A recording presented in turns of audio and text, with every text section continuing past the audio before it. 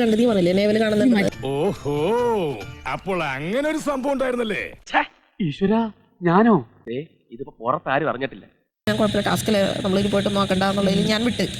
ഒരു കയ്യബദ്ധം നാറ്റുകരുത്. ഇവൻ ഇവളുടെ വയറ്റിലോട്ട് നോക്കിയിട്ടായിരുന്നു. രണ്ടാം സൈഡാ സൈഡ് കണ്ടാലറിയാം കള്ള ലക്ഷണമുണ്ട്. അല്ലോ, ഇത് കള്ളലക്ഷണമല്ല, ജന്മനാ ഉള്ളതാണ്. എനിക്ക് അൺകംഫർട്ടബിൾ ആയി. അപ്പൊ ഞാൻ എന്താക്കി പെട്ടെന്ന് താഴ്ത്തി. നീ ഇതെങ്ങനെ? ഞാൻ ട്രൈ ചെയ്തിടാ ട്രൈ. കളിക്കല്ലേ? മിണ്ടായിരുന്ന നീ മിണ്ടരുത്. നീ മിണ്ടാറാവുമ്പോ ഞാൻ പറയും. ഓക്കെ? അല്ല മോളെന്താ എൻജോയ് ചെയ്തോ? നീ സഭ്യതയുടെ അതിർവരമ്പുകൾ വീണ്ടും ലംഘിക്കുന്നു. ഇനി മേലാൽ മൂക്കിലിരുന്ന് മൂളിയാൽ ചിന്തേറിട്ട് കളയും ഞാൻ. എന്തോ നിനക്ക് കേട്ടിട്ട് ചിരി തോന്നുന്നുണ്ട്. നിനക്ക് വന്നാലും നീ ചിരിച്ചിട്ട് ഇങ്ങനെ കേട്ടോണ്ട് അവന് ചാൻസ് ഉള്ളത്. അതല്ല ഉദ്ദേശം. ഞാൻ മാറി പിന്നെ ഇല്ല, ഞാൻ കൊടുക്കൂലേ? ഇവൻ നോയെ പറയും.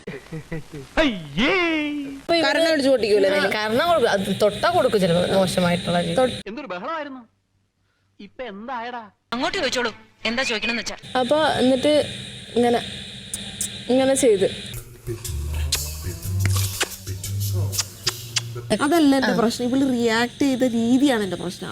അപ്പൊ അതാണ് നിന്റെ പ്രശ്നം. ഇതാ പറഞ്ഞത് അച്ചായൻ മണ്ടനാണെന്ന്. അവന്റെ സ്വഭാവം എന്താണെന്ന് നമുക്ക് എല്ലാവർക്കും അറിയാവുന്ന കാര്യമാണ്. എന്റെ അനുഭവത്തിന് ഞാൻ പറയണത്. സാഹചര്യ തെളിവുകളൊക്കെ നമുക്കെതിരാ. ഒരാൾക്ക് വേണ്ടി ഒട്ട് എനിക്ക് ഹാൻഡിൽ ചെയ്യാൻ പറ്റൂല. ഞാൻ നല്ല രീതിക്കാണ് ഹാൻഡിൽ ചെയ്തത്. അതുകൊണ്ട് ഇപ്പൊ എന്താ? അല്ല, ഒന്നുമില്ല. നിർത്തിക്ക ഈ കൈൻഡ് ഓഫ് സ്പീക്കിംഗ് നിർത്തിക്ക. വെറുതെ കോമാളിയാവാണ്ട് പോടാ. ഇതാണ് പുറത്തേക്ക് ബാഡ് ആയിട്ടുള്ള രീതിയിൽ സ്പ്രെഡ് ആക്കുന്നത്. അത് നിർത്തിക്കോ. മനസ്സിലായോ? ഓഹോ, അപ്പൊ അത് തന്നെ.